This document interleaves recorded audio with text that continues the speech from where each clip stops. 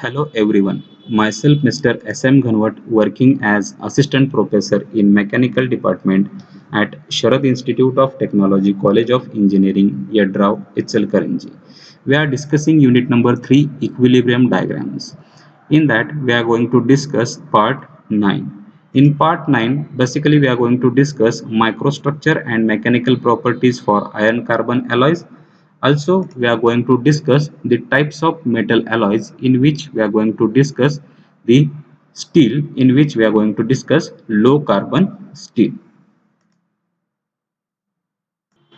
Now we are going to discuss microstructures and mechanical properties for iron carbon alloys. In this we are going to discuss microconstituent, phase present, arrangement of phases, mechanical properties, etc. Now we will start with spheroid. The microconstituent is spheroid. The phase present in spheroid is alpha ferrite plus Fe3C, and the relative arrangement of phases is small Fe3C sphere-like particles in an alpha ferrite matrix, and the mechanical properties associated with the spheroid are soft and ductile. Now the second microconstituent we are going to discuss is coarse perlite. In coarse perlite, the phases present are alpha ferrite plus Fe3C, and the arrangement of phases is alternating layers of alpha ferrite and Fe3C that are relatively thick, and the mechanical properties associated with coarse perlite is harder and stronger than spheroid but not as ductile as spheroid. The next microconstituent that we are going to discuss is fine perlite. In fine perlite, the phases present are alpha ferrite plus Fe3C. Now we are going to discuss the phases, alternating layers of alpha ferrite and Fe3C that are relatively thin, which are present in fine perlite. And the mechanical properties associated with fine perlite are harder and stronger than coarse perlite, but not as ductile as coarse perlite. Now we are going to discuss the bainite microconstituent. The phases present in bainite microconstituent are alpha ferrite plus Fe3C. Now the phases associated with the bainite is very fine and elongated particles of Fe3C in an alpha ferrite matrix. Now the mechanical properties associated with bainite are harder and stronger than fine perlite, less hard than martensite, more ductile than martensite. Now we are going to discuss the next microconstituent, that is tempered martensite. The phases present in tempered martensite are alpha ferrite plus Fe3C. The relative arrangement of phases very small Fe3C sphere-like particles in an alpha ferrite matrix, and the mechanical properties associated with tempered martensite are strong, not as hard as martensite but much more ductile than martensite. Now the last microconstituent that we are going to discuss is martensite. The phases present in martensite are body centered, tetragonal, single phase. The arrangement of phases needle shaped grains, and the mechanical properties associated with the martensite are it is very hard and very brittle. This is the microstructure and mechanical properties of iron carbon alloys. When we are going to compare the microconstituent with its mechanical properties, it seems that spheroid has mechanical properties as soft and ductile, coarse perlite has mechanical properties are harder and stronger than spheroid but not as ductile as spheroid. Fine perlite possesses the mechanical properties as it is harder and stronger than coarse perlite but not as ductile as coarse perlite. When we are going to compare the bainite with other microconstituents, it is harder and stronger than fine perlite, less hard than martensite, more ductile than martensite. When we are going to compare tempered martensite for its mechanical properties, it is strong, not as hard as martensite, but much more ductile than martensite. The next microconstituent that we are going to discuss is martensite, and the mechanical properties associated with the martensite are it is very hard and very brittle. According to these microconstituents we have discussed, the phases present, arrangement of phases and its mechanical properties. This will help you to achieve the particular application, and it is possible to analyze the mechanical properties and microstructure of the given iron carbon alloys. Now we are going to discuss the types of metal alloys. Basically, the metal alloys are classified as ferrous and non-ferrous alloys. Again, we are going to discuss the classification of ferrous alloys. Ferrous alloys are again classified as steels and cast irons. Now, cast irons are again classified as gray iron, ductile or nodular iron, white iron, malleable iron, or and compacted graphite iron. Now we are going to discuss the classification of steels. Steels are basically classified as low alloy and high alloy.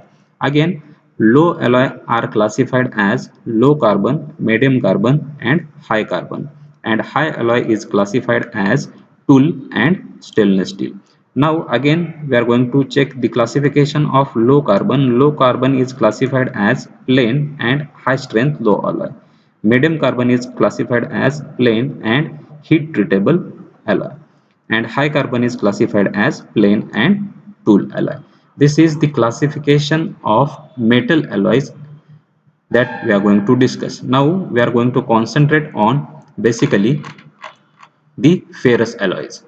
Ferrous alloys, those in which iron is the prime constituent, are produced in larger quantities than any other metal type. They are especially important as engineering construction materials. Their widespread use in their widespread use is accounted for by three factors. Iron containing compounds exist in abundant quantities within the Earth's crust. Second, metallic iron and steel alloys may be produced using relatively economical extraction, refining, alloying, and fabrication technique. And third, ferrous alloys are extremely versatile in that they may be tailored to have a wide range of mechanical and physical properties. The principal disadvantage of many ferrous alloys is their susceptibility to corrosion. Now, the microstructure and properties of number of different classes of steels and cast iron we are going to discuss.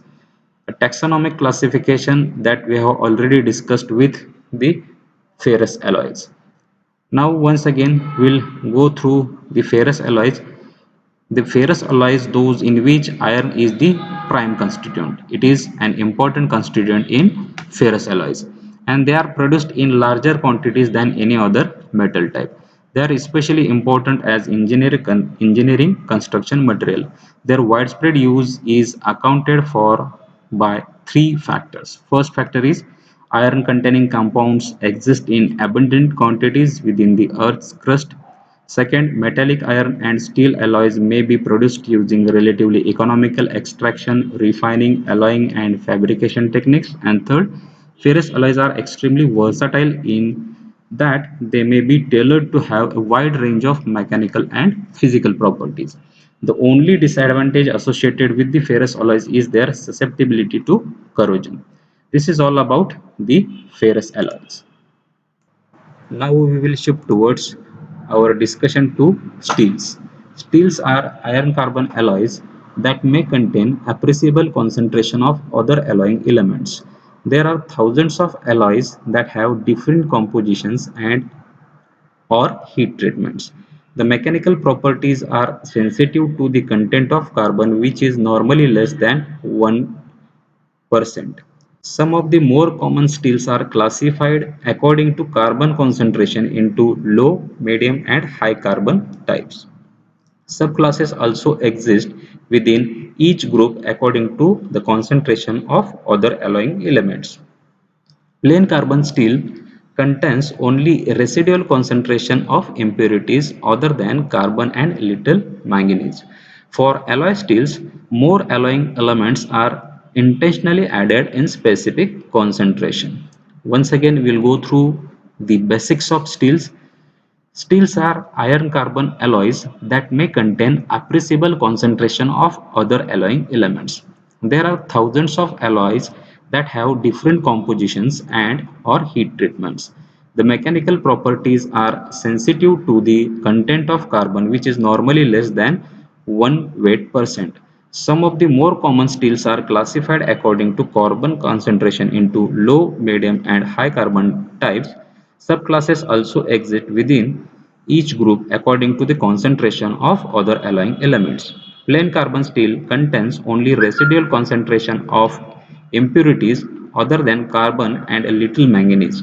For alloy steels, more alloying elements are intentionally added in specific concentration. Now we are going to discuss low carbon steels. Of the different steels, those produced in the greatest quantities fall within the low carbon classification. These generally contains less than about 0.25 weight% carbon and are unresponsive to heat treatments intended to form martensite. Strengthening is accomplished by cold work. Microstructures consist of ferrite and pearlite constituents. As a consequence, these alloys are relatively soft and weak but have outstanding ductility and toughness. In addition, they are machinable, weldable, and of all steels are the least expensive to produce. Typical application includes automobile body components, structural shape, example I-beams, channels and angle iron, and sheets that are used in pipelines, building, bridges and tin cans. Now we are going to discuss another group of low carbon alloys are the high strength low alloy steels. They contain other alloying elements such as copper, vanadium, nickel and molybdenum in combined concentration as high as 10 weight% and they possess higher strength than the plain low carbon steel. Most may be strengthened by heat treatment, giving tensile strength in excess of 480 MPa. In addition, they are ductile, formable, and machinable. The HSLA steels are most resistant to corrosion than the plain carbon steels, which they have replaced in many applications where structural strength is critical. For example, bridges, towers, support columns in high-rise building pressure vessel. Once again, we will discuss the low carbon steel. Of the different steels, those produced in the greatest quantities fall within the low carbon classification. These generally contains less than about 0.25 weight% carbon and are responsive to heat treatments intended to form martensite. Strengthening is accomplished by cold work. Microstructures consist of ferrite and pearlite constituents. As a consequence, these alloys are relatively soft and weak but have outstanding ductility and toughness.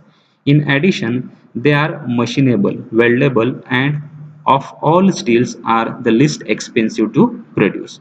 Typical application includes automobile body components, structural shapes, for example I-beams, channels and angle irons and sheets that are used in pipelines, building, bridges and tin cans. They have typically have a yield strength of 275 MPa, tensile strength between 415 and 550 MPa and ductility of 25% elongation. Another group of low carbon alloys are the high strength low alloy steel. They contain other alloying elements such as copper, vanadium, nickel, molybdenum in combined concentration as high as 10 weight% and they possess higher strength than the plain low carbon steels. Most may be strengthened by heat treatment, giving tensile strength in excess of 480 MPa.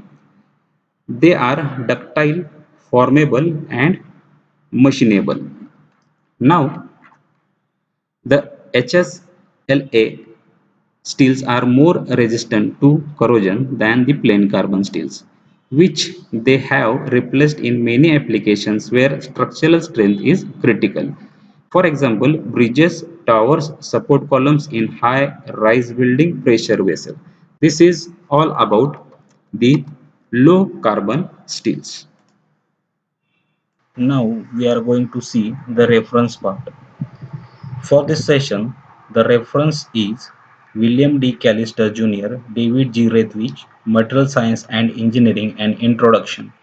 For further reading, you can refer this particular reference book for Introduction to Material Science and Engineering. Thank you.